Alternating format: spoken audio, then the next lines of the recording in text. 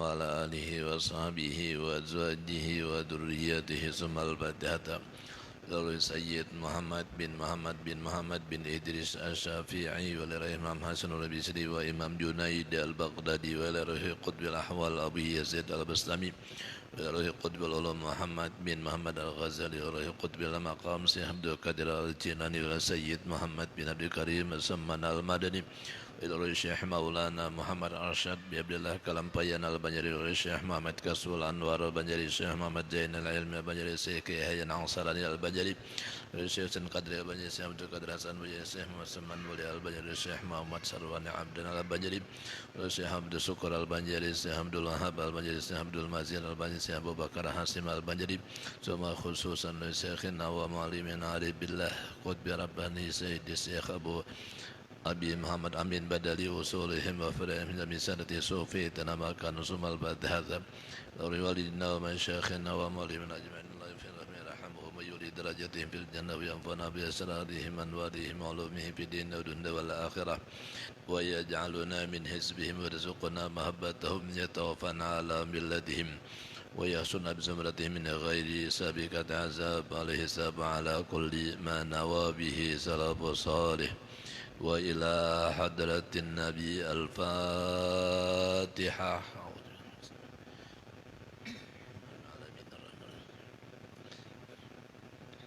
صراط الذين أنعمت عليهم غير المغضوب عليهم ولا الضالين.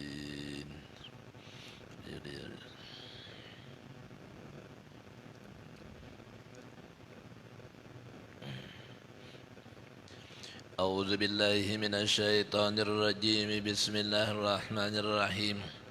الحمد لله رب العالمين والصلاة والسلام على أشرف الأنبياء والمرسلين سيدنا وحبيبنا وشفيعنا محمد وعلى آله وصحبه أجمعين. سبحانك لا علم لنا إلا ما علمتنا إنك أنت العليم الحكيم.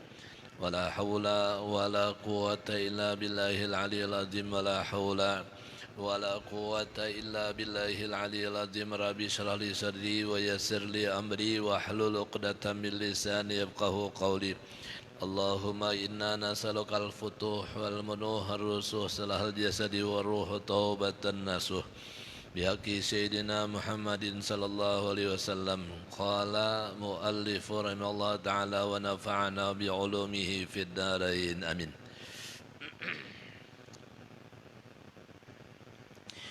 Allah tidak mengabulkan atas permintaan hamba Tuhan itu adalah menjadi kesenangan dan kelapangan bagi hamba dan tidak menjadi gangguan dalam beribadah kepada Allah.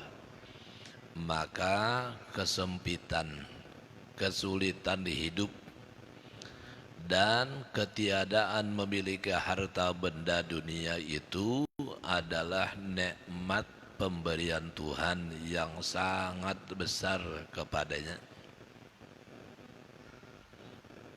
Ini pandangan ulama batin, ulama tasawuf. Kita mun kada takabul Pak, pokoknya udah menggerutu tuh Bang. Minta hujan diberi Tuhan panas, minta panas diberi Tuhan hujan, minta duit banyak diberi Tuhan miskin. Ini orang-orang yang berada di makam ini dianggap satu nikmat besar. Kalau kita ini bala besar. Kenyataannya kan kita banyak mengeluh tuh. Jadi dianggap itu adalah satu nikmat pemberian Tuhan yang sangat besar. Rubama fataha laka babat ta'ati wa ma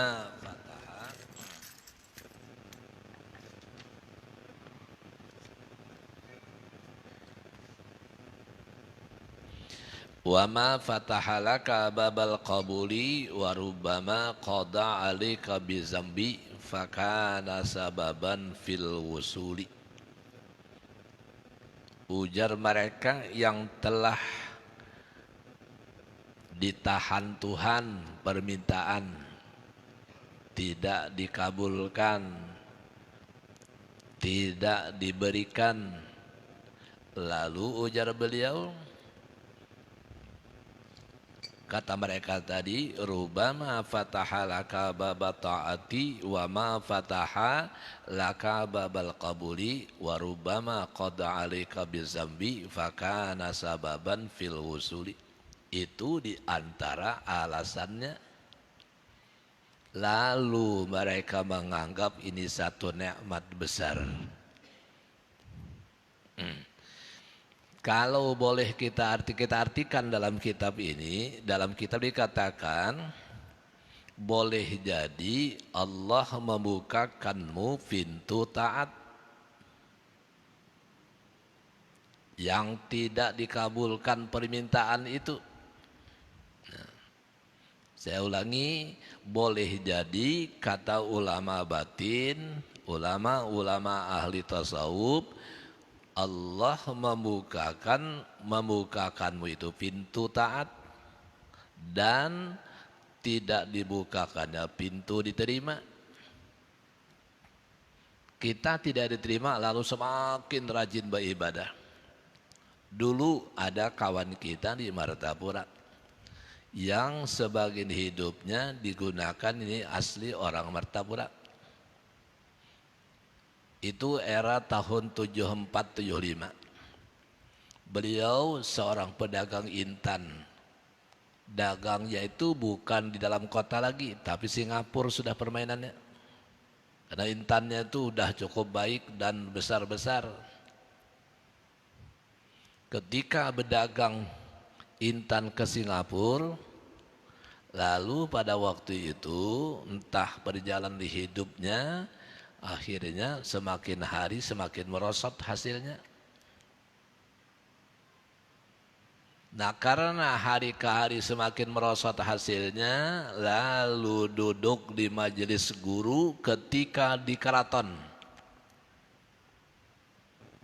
yang dilanggar sidin namanya Darul Aman, dan habis itu ke rumah. Jadi ujar abah guru, itu nangai hikmah besarnya Allah ambil kenikmatan hartamu yang melimpah, lalu Allah buka hatimu untuk duduk di majelis ilmu. Seandainya tidak cara ini, kata guru, kau nggak bakalan duduk di majelis ilmu seperti ini, karena Anda sibuk senantiasa berdagang ke luar negeri. Ini semacam berkelas juga Pak dagang ini. Nah, ini kitabnya Pak.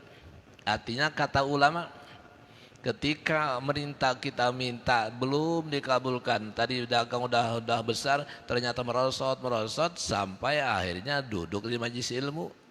Lalu dengan majelis ilmu itu, setiap kali kita duduk di majelis ilmu, insya Allah setelah pulang kita dari majelis ilmu seperti ini, kita diampuni sudah Tuhan dosa kita.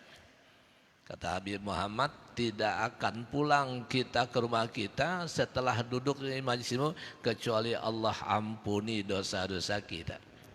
Kalau kita sembahyang, mohon maaf, kalau kita baca Yasin, kalau kita baca Quran dan lain-lain, belum tentu diampuni Tuhan. Tapi kalau duduk di majelis ilmu seperti ini dengan niat libtigha'i mardatillah, insya Allah kita pulang dari tempat ini semua dosa diampuni Tuhan. Nah, ini hikmahnya Pak. Lalu dosa dihapuskan Tuhan, ilmu semakin kita dapatkan lewat kata-kata ulama. Kayak gini nah, kita baca kitab. Jar guru sekumpul, kalau dia memandang ke guru sekumpul menyampaikan, maka orang tidak akan datang. Tapi ketika dia memandang si pengarang kitab yang menyampaikan, lalu hatinya dibukakan oleh Allah. Lalu rajin duduk di majelis ilmu. Banyak orang tidakkah? Jangan kita datang, sudah kada banyak lagi, kada mau lagi datang. Banyak baru datang. Apalagi suruh baca doa dikasih duit, makin cepat datang. Ini namanya kata beliau ini motifnya tidak ikhlas. Nah ikhlas begini ikhlasnya. Sekali ujar guru, ketika duduk di majelis ilmu dengan sebab dikurangi Tuhan, rezeki berlimpah ruah, sehingga Anda banyak minta dengan Tuhan. Nah ini ternyata kitabnya yang dibaca dulu guru, ya. Yang diceritain seperti ini. Jadi bagi mereka yang berada di makom ini, itu mereka merasa nikmat besar. Bahwa dosa diampuni, Pak. Kalau kita pulang ke rumah, belum sampai 40 hari pengajian ini, insya Allah kita tidak banyak membuat dosa. Diampuni Tuhan. Berarti pulang ke rumah tanpa dosa.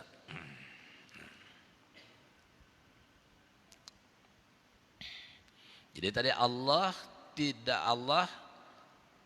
membukakan pintu taat dan tidak dibukakannya pintu diterima Tuhan. Ini nikmat dan boleh jadi diputuskannya atasmu dengan berbuat dosa, maka ia menjadi sebab di dalam kesempitan orang yang mengerjakan amal taat itu terkadang tiada diterima oleh Allah karena adanya sesuatu yang merusak pahala amal itu. Lalu dicontohkan oleh ulama-ulama batin, ya. Kalau kita nafsu, Pak, kalau rezeki banyak itu yang untung. Tapi bukan berarti kita tidak boleh mencari rezeki. Silahkan aja sebanyak-banyaknya. Cuman jangan dengan sebab datang rezeki yang banyak lalu kita lupa kepada Allah. Di antara lupa kepada Allah adalah tidak mau duduk di majelis ilmu. Di situ dahulu pada jamaah gue sampai hijrah mulai keraton ke sekumpul hari ini. Yang kita lihat tempatnya bahkan sampai makamnya itu lantaran saat itu oleh masyarakat sekitar keraton itu jarang yang datang. Setelah guru pindah baru merasa kehilangan guru. Begitu wafat tambah kehilangan lagi. Baru kelihatan oh beginikah makam guru. Derajat beliau di situhan. Jadi beliau mencontoh dengan cara Rasul Muhammad SAW. Kalau di sini tidak berhasil, gagal, pindah.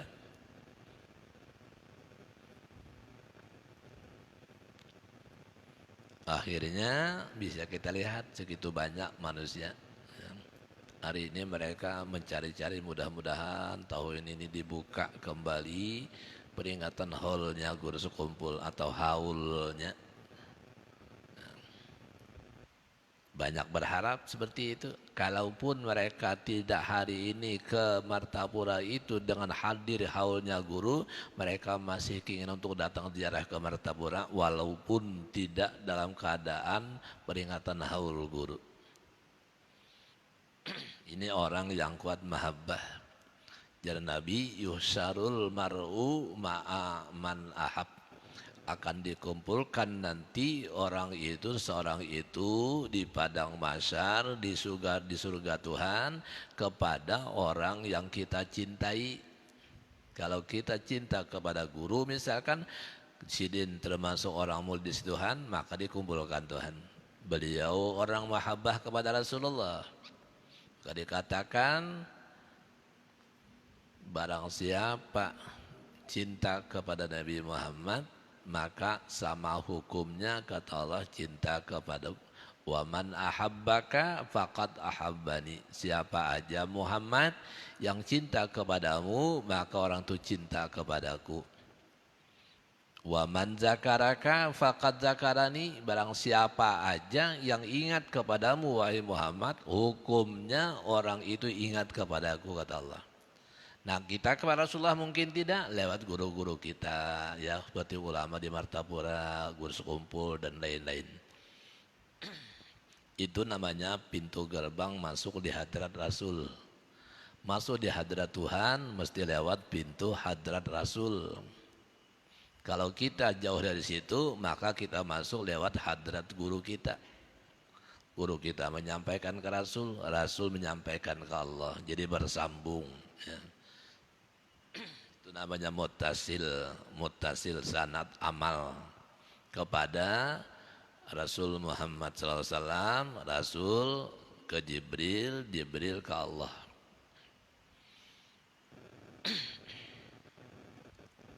Nah lalu yang rusak pahala, jadi ada orang tidak diterima oleh Allah karena adanya sesuatu yang merusak pahala.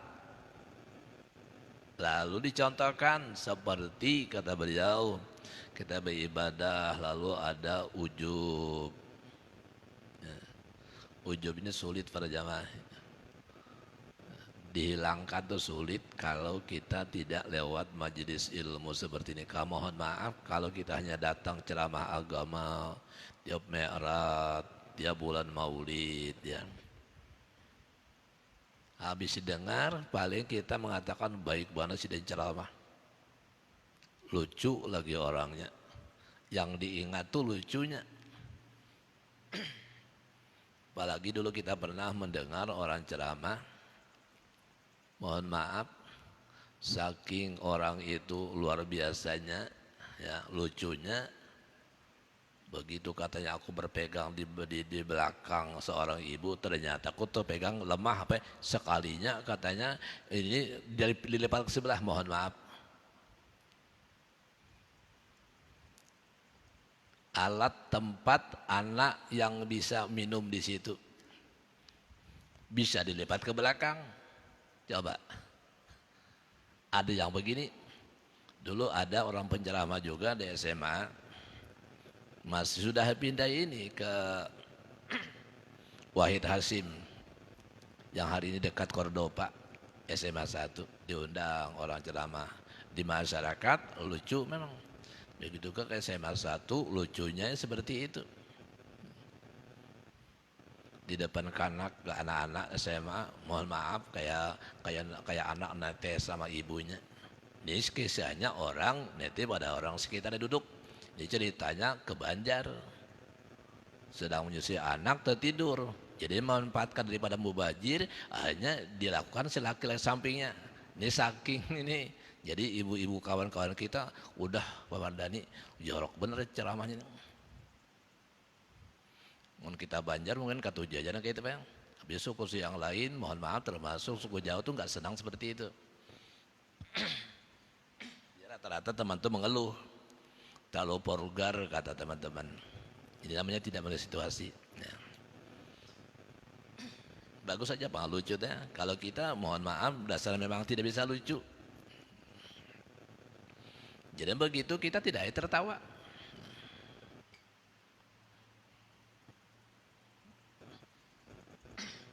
Macam-macam tipe orang-orang itu.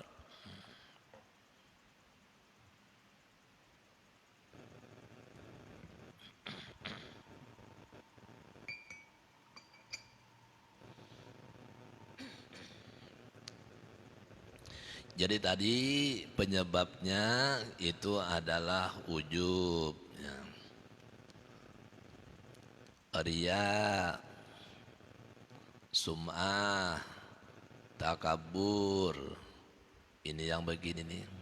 Lalu akhirnya amal kita tidak diterima Tuhan sebab karena penyakit batin. Nah ini dilarang, bukan menambah nikmat namanya tidak diterima itu. Kita memang berbuat salah, tapi kalau sudah kita berbuat baik, beramal itu ujub tidak ada, riya tidak ada, ya takabur tidak ada, tasannu tidak ada. Tasannu itu ketika berbuat lalu sedang dipuji, wah aku ini alim, aku ini banyak ibadah, aku ini pintar, aku ini mulia, ya, termasuk itu hubbul madah, ya. Itu diantara pangkal ditolaknya amal kita. Nah kalau sudah begini berarti itu tidak termasuk nikmat besar namanya. Karena penyebabnya itu adalah karena ria, maka ria, ujub semua itu dihindari. Dan itu penyakit batin. Menurut pandangan ulama-ulama ahli batin, ulama-ulama tasawuf itu termasuk dosa besar, cuman letaknya di hati. Ini tadi sudah beribadah rajin, ya, beramal rajin, tidak ada ujub, tidak ada ria, ternyata ditolak Tuhan. Nah, ditolak ini lalu oleh beliau beranggapan ini satu nikmat besar. Ya tadi kayak cerita Gus Kumpul tadi. Berdagang sudah besar ternyata bangkrut. Nah, dengan bangkrut itu duduk di majelis ilmu akhirnya sampai wafat. Seorang yang duduk di majelis ilmu ini, bukankah kata ini sudah rahmat Tuhan namanya? Diambil satu sisi hartanya, tapi Allah beri ketaatannya kepada Tuhan. Ditukar Tuhan. Yang biasa diberi rezeki, sekarang ditahan rezekinya. Lalu amal dilakukannya dengan tanpa ria, tanpa ujub. Akhirnya dia menjadi mulia. Nah, nikmat seperti ini, itu enggak ada nilai. Cuman kalau memang kita bisa dua-duanya, duit banyak, sugih, kaya raya, hartawan, lalu amalnya banyak.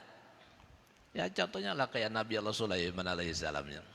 Itu memang maunya seperti idealnya itu kayak itu. Cuma tidak semua orang seperti itu.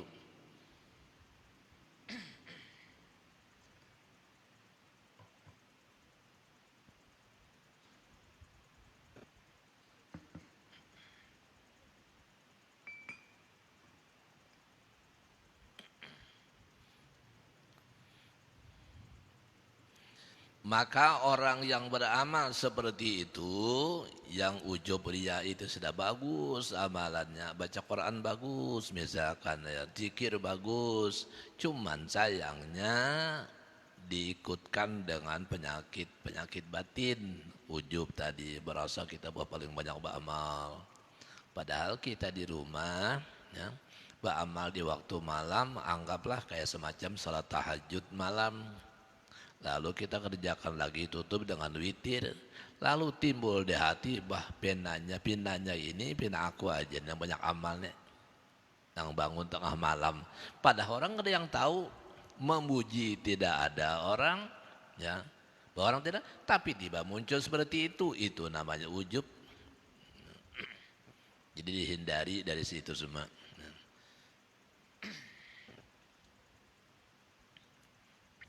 Jadi saya ulangi, orang yang beramal seperti itu, ya cerita apa? Ya dari ujub, ria, sum'ah itu suatu kesalahan, kata dia, kata si pengarang kitab, yang menjadi dosa. Kemudian lalu ia insaf dan mengaku atas kesalahan. Dan ia kembali kepada Tuhan. Bahasa Al-Quran, fafirru ilallah. Orang-orang yang beramal ibadah, yang rajin segala macamnya, ketika Anda sudah tersalah seperti itu, di antara mungkin penyebabnya unsur penyakit batin tadi, maka jatuh fafirru ilallah, kembali kepada Tuhan. Yang ujub hilangkan ujubnya, yang ria hilangkan rianya, yang sum'ah hilangkan sum'ahnya, jadi diganti dengan ikhlas libtigha'i maradatillah. Maka itulah yang bernilai nanti di sisi Allah Subhanahu wa taala. Lalu orang seperti tadi merasa tidak terima amalnya gitu, dosa masih banyak. Lalu cara untuk mengatasi itu, solusinya kata beliau, bertobatlah kepada Allah dan minta ampun. Tiap hari kita tobat. Sahabat-sahabat Nabi itu malam tuh banyak menangis. Banyak menangis. Karena mereka banyak salah, lebih-lebih sahabat itu kan dahulu ini termasuk banyak yang mu'allaf. Ya. Kalau perempuan yang pertama kali mengucapkan 2 kalimat syahadat seperti Sayyidatuna Khadijatul Kubra, ya. Laki-laki seperti Abu Bakar Siddiq. Lalu merasa mereka berdosa seperti itu, lalu malah menangis. Umar bin Khattab kayak apa lagi, ya, sampai usia lagi ya, usia mungkin di atas di 20-30an tahun masih menyembah berhala, bahkan berhalanya supaya bisa makan di tempat beribadah itu berhalanya dibuat daripada roti. Buat patung tapi terbuat dari roti. Itu kelaparan, minta ya Tuhan, aku ini lapar, nak makan, minta bang makanan, roti kah apakah? Namanya Tuhan yang dibikin itu tidak bisa berbicara, baik itu terbuat dari roti maupun dari batu, nggak bisa berapa-apa dia. Akhirnya dimakan roti itu sampai habis. Makanya unik Umar bin Khattab itu, menurut riwayat dalam sejarah beliau, Sayyidina Umar itu kadang-kadang duduk sendiri menangis, ingat bahari itu makan Tuhan, termasuk pemberani juga makhluk makan Tuhan. Begitu ingat ya, bukan benar-benar tertawa ya, tertawa. Begitu ingat membunuh anak perempuan, asik dibawa ke tanah padang pasir yang luas ya. Kan di Mekah itu pada jamaah sampai hari ini pun masih banyak tanah yang kosong padang pasir, apalagi zaman Sayyidina Umar. Saat itu orang-orang musyrik Mekah bila anak itu lahir perempuan itu dianggap mereka itu hina. Supaya tidak malu maka anak itu dikubur hidup-hidup. Di Mekah nyaman ngubur anak, galikan pasir dengan tanah bisa dipedisir baru ditimbuni kembali. Ya nggak lama habis napas mati. Jadi termasuk Sayyidina Umar yang pernah mengubur anak cantik benar. Dalam hati itu sayang, cuman takut malu. Dibawa ke tanah pasir, di padang pasir sana yang luas, digalikan lubang. Ujar si anak, untuk apa ayah? Lubang itu enggak apa-apa. Padahal ingin menguburkan anak, sudah mulai pintar berbicara. Asik-asiknya orang tua sama anak itu seperti itu biasanya. Diangkat, dimasukkan ke lubang, baru ditimbuni tanahnya, ya mati. Nah ingat itu Umar, waktu dosen itu menangis beliau, kejamnya dulu aku ini anak ku bunuh. Coba saat ingat makan Tuhan tadi, makan Tuhan tertawa beliau, kok aneh bener kok Tuhan dimakan. Jadi Sayyidina Umar kasusnya itu kadang-kadang tertawa, kadang-kadang menangis. Tertawa tadi apa? Karena ingat kok Tuhan dimakan. Menangis kenapa? Ingat anak dibunuh, anak tidak bersalah. Menurut Al-Quran, man qatala mu'minan faqad qatalan nasa jami'an. Siapa yang membunuh orang yang beriman termasuk anaknya itu, maka sama dosanya membunuh manusia sealam jagat, saking besarnya dosa. Makanya Umar menangis kalau sudah sendiri itu.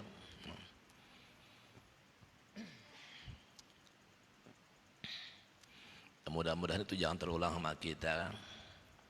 Insya Allah kita tidak akan terlakukan itu ya. Ini karena malu. Maka lalu Nabi kita Muhammad SAW menyamakan istilah sekarang itu namanya emansipasi ya. Dihargai wanita itu, dikatakan kata Nabi, an-nisa imadul bilad. Wanita itu adalah tiangnya negara. Sampai diangkat seperti itu oleh Nabi.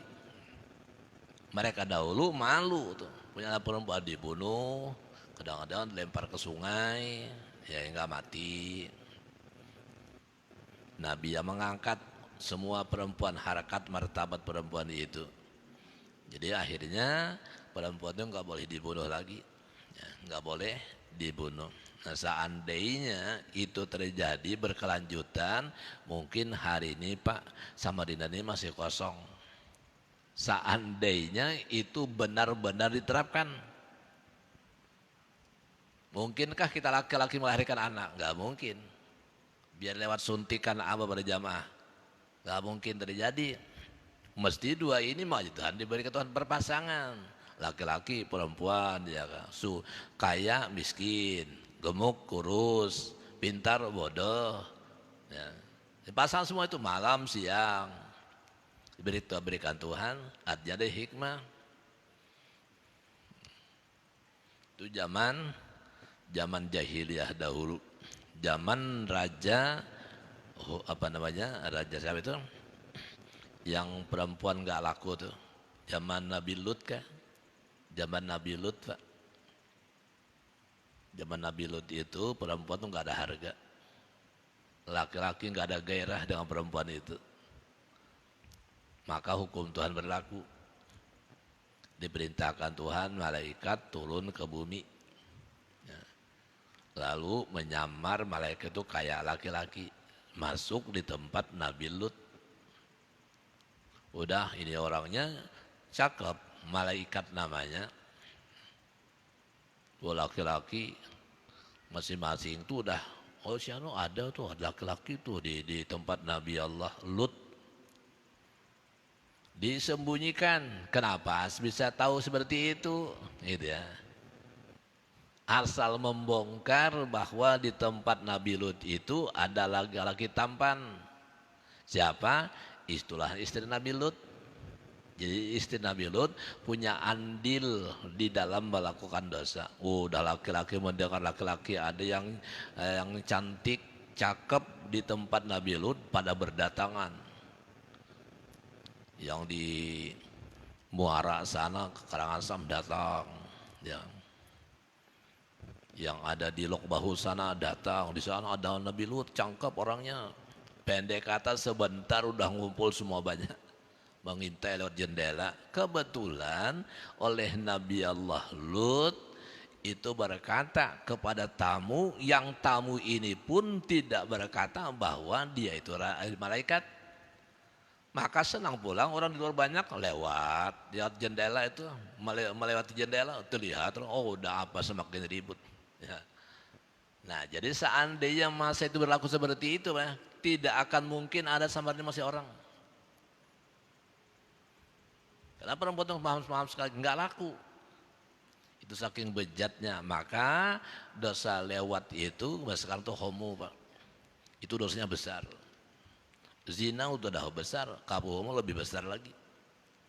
Sehingga diangkat Tuhan, negeri itu dihempaskan, itu dihancurkan Tuhan. Mati seketika mereka. Orang beriman suruh berjauh oleh Nabi Lut. Jangan berada di situ. Nah seharusnya jadi contoh itu. Tapi udah akhir zaman kembali lagi muncul seperti ini.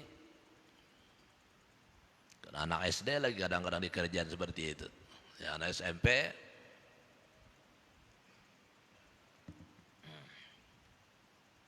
jadi kalau Tuhan menurunkan bala itu jangan heran.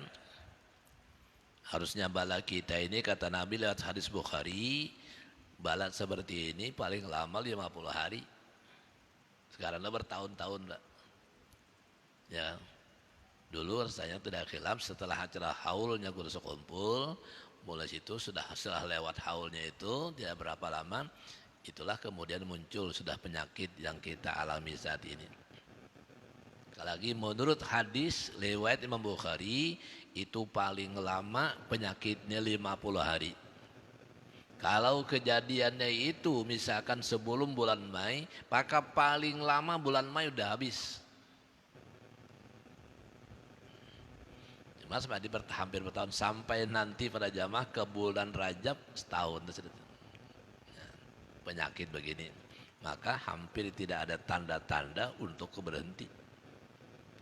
Katanya di Inggris ada lagi namanya wabah penyakit itu. Lebih dahsyat lagi katanya, mudah-mudahan jangan sampai ke negara kita.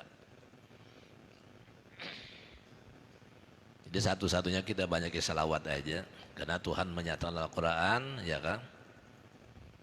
Maka Allah yu'azibahum wa anta fihim.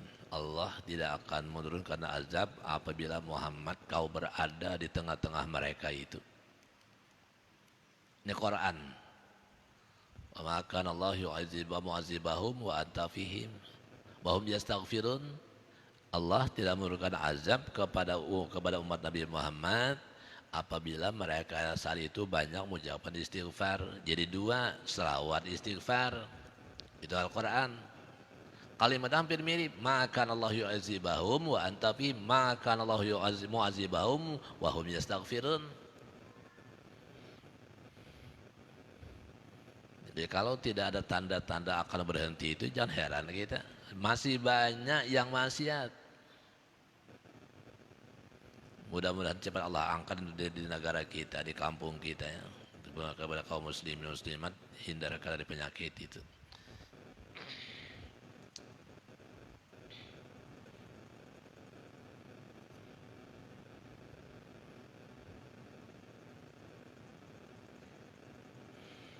Maka orang yang beramal seperti itu yang tadi ujub riya itu lebih rusak daripada ketiadaan dia beramal. Tidak beramal sudah kurang bagus.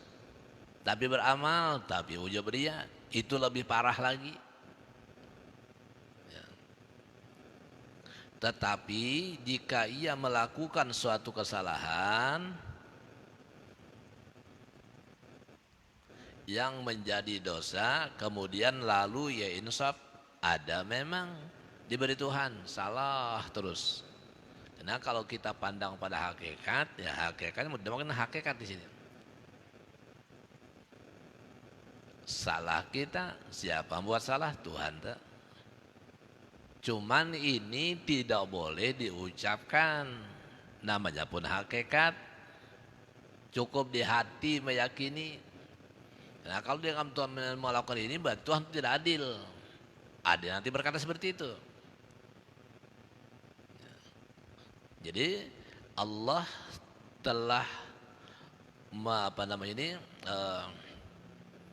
membuat orang itu melakukan maksiat, lalu kemudian Tuhan berikan untuk berbuat taat, taubat, taufik, hidayah diberi Tuhan. Dengan maksiat itu lo tiap malam menangis, nah di situ Tuhan senang.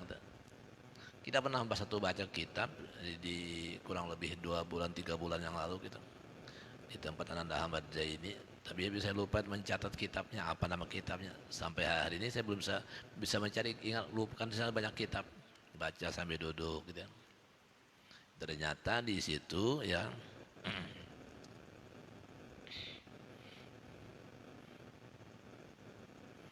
di dalam kitab itu dikatakan bahwasanya orang yang maksiat itu, ya, orang maksiat itu lalu dia kemudian menyadari dengan sebab taufik hidayah Tuhan, ohnya nangis. Nah dalam kitab itu pula dikatakan bahwa saking senangnya Allah mendengar orang yang berdosa itu minta ampun sampai menangis. Maka dalam kitab itu dikatakan seandainya satu kampung ini bagus semua, nggak ada lagi yang rusak, nggak ada yang maksiat, jangan aku buat nanti tempat banyak orang maksiat. Akan dibuat ada yang nakal sehingga terlalu maksiat. Lalu begitu maksiat Tuhan beri petunjuk, taufik, hidayah, sadar dia lalu tobat. Nah menangis tiap malam karena banyak dosa kan. Contoh kecil saja kayak Ibrahim bin Adham ya. Ibrahim bin Adham jadi aulia besar Pak, tapi awal perjalanannya itu maksiat juga, mohon maaf, itu merampok, membunuh. Tapi habis dia diberi Tuhan taufik hidayah, beliau diberi Allah taufik hidayah, lalu tiap malam menangis, menyesali benar atas perbuatan yang lalu karena maksiat terus. Nah ini yang disenangi Tuhan, ini yang disenangi Tuhan. Ujar Tuhan, apabila seperti itu, aku ini senang mendengar seperti itu, rintihan hamba yang mengaku salah di hadapan Tuhan. Hanya ada beban syariat kepada orang yang tidak dibuat Allah seperti itu. Lalu ada perintah, idza ra'a minkum munkaran falyughayyirhu biyadihi. Apabila kau melihat orang berbuat munkar, bermaksiat, ya, apa aja maksiat itu? Sebut aja itu. Judikah misalkan, minumkah atau obatkah, membunuhkah, berzinahkah, ya. Bentuk maksiat semua itu. lalu diberi Tuhan taufik, lalu menangis setiap malam. Ya. Nah yang begini nih Tuhan, maka pada jamaah kita jangan juga terlalu idealis. Kalau bisa sekampungan, sedunia ini nggak ada lagi yang maksiat, nggak ada lagi yang ingkar pada Tuhan, semua taat. Dalam kitab itu kita baca, oh ginikah cara Tuhan. Oh pantasannya di mana aja kampung yang baik mesti ada yang nakal tuh. Dan kalau kita pernah pelihara ayam, ya, ayam kadang-kadang itu naik ke rumah, menjengkelkan, buang air, buang air, siram, jengkel. Kita yang masuk itu naik terus, buang terus, sembelih ya Pian. Ada itu penggantinya.